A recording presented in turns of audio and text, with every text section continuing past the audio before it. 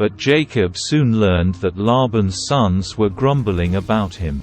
"Jacob has robbed our father of everything," they said.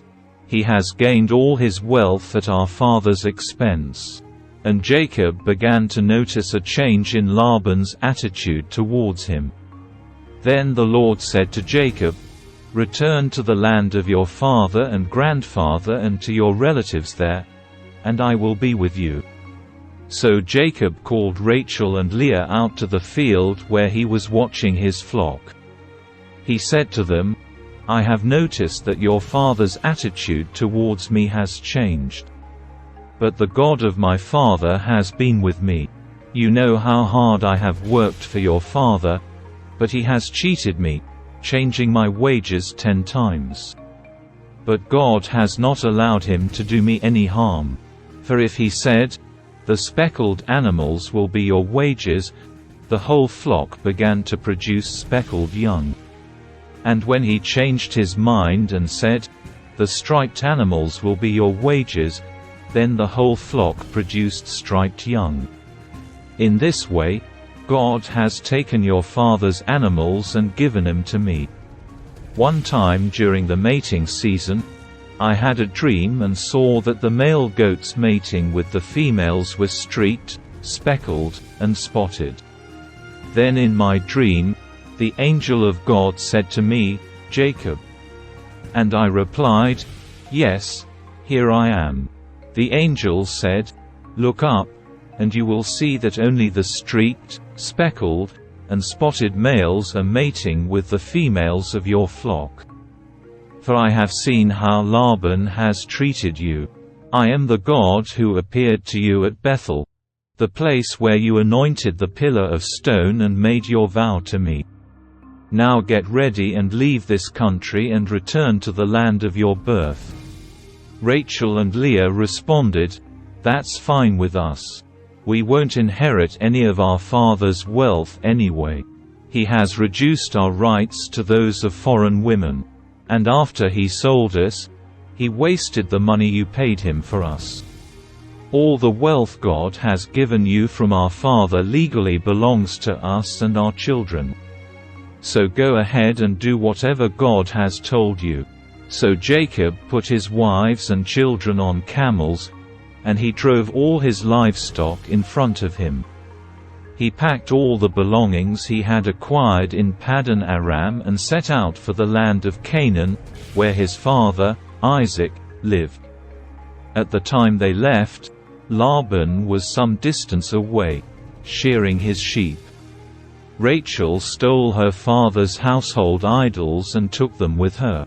Jacob outwitted Laban the Aramean, for they set out secretly and never told Laban they were leaving.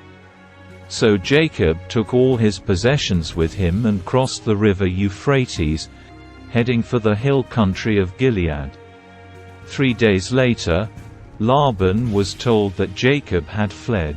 So he gathered a group of his relatives and set out in hot pursuit. He caught up with Jacob 7 days later in the hill country of Gilead. But the previous night God had appeared to Laban the Aramean in a dream and told him, "I'm warning you, leave Jacob alone." Laban caught up with Jacob as he was camped in the hill country of Gilead, and he set up his camp not far from Jacob's. "What do you mean by deceiving me like this?" Laban demanded.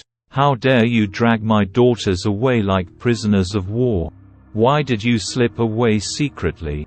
Why did you deceive me? And why didn't you say you wanted to leave? I would have given you a farewell feast, with singing and music, accompanied by tambourines and harps. Why didn't you let me kiss my daughters and grandchildren and say goodbye to them? You have acted very foolishly. I could destroy you. But the God of your father appeared to me last night and warned me, 'Leave Jacob alone.'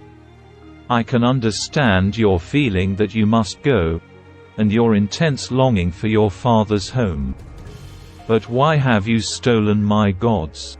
"I rushed away because I was afraid," Jacob answered. I thought you would take your daughters from me by force. But as for your gods, see if you can find them, and let the person who has taken them die. And if you find anything else that belongs to you, identify it before all these relatives of ours, and I will give it back." But Jacob did not know that Rachel had stolen the household idols. Laban went first into Jacob's tent to search there, then into Leah's, and then the tents of the 2 servant wives, but he found nothing. Finally, he went into Rachel's tent.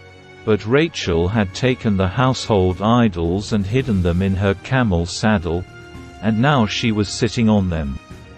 When Laban had thoroughly searched her tent without finding him, she said to her father, "Please, sir, forgive me if I don't get up for you.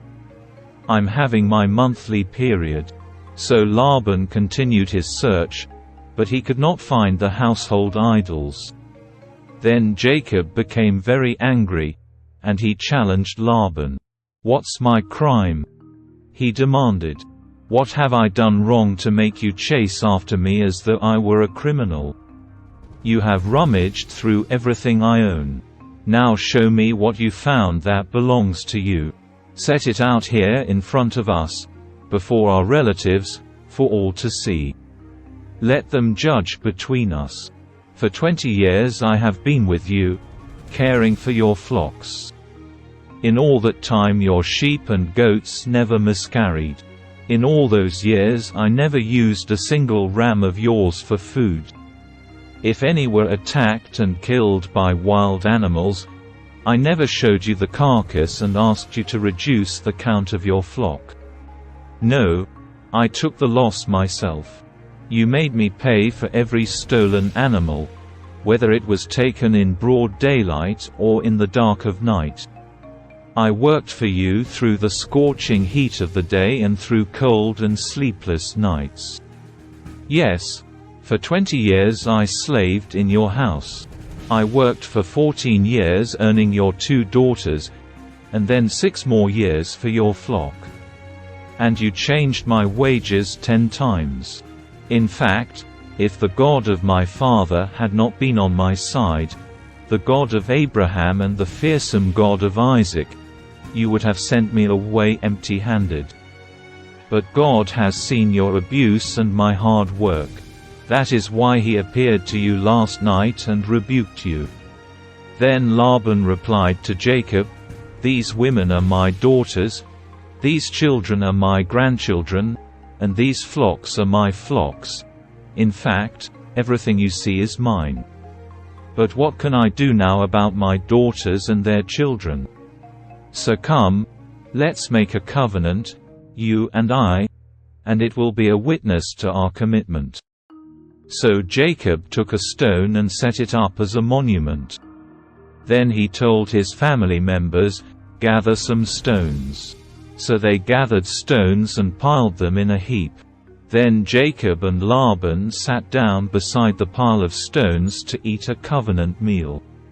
To commemorate the event, Laban called the place Jegar-sahadutha, which means witness pile in Aramaic, and Jacob called it Galeed, which means witness pile in Hebrew. Then Laban declared, "This pile of stones will stand as a witness to remind us of the covenant we have made today." This explains why it was called Galeed, witness pile. But it was also called Mitzpah, which means watchtower, for Laban said, "May the Lord keep watch between us to make sure that we keep this covenant when we are out of each other's sight. If you mistreat my daughters or if you marry other wives, God will see it even if no one else does.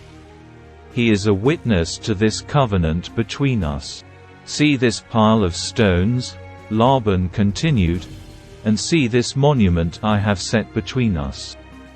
They stand between us as witnesses of our vows. I will never pass this pile of stones to harm you, and you must never pass these stones or this monument to harm me. I call on the God of our ancestors, the God of your grandfather Abraham and the God of my grandfather Nahor, to serve as a judge between us." So Jacob took an oath before the fearsome God of his father, Isaac, to respect the boundary line. Then Jacob offered a sacrifice to God there on the mountain and invited everyone to a covenant feast. After they had eaten, they spent the night on the mountain. Laban got up early the next morning, and he kissed his grandchildren and his daughters and blessed them. Then he left and returned home.